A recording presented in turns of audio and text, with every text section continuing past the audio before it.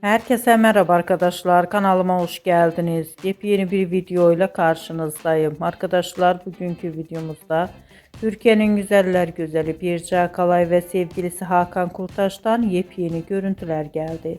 Muhteşem çiftimizin güzel, eğlenceli görüntülerini sizler için YouTube kanalımda video halinde sunuyorum.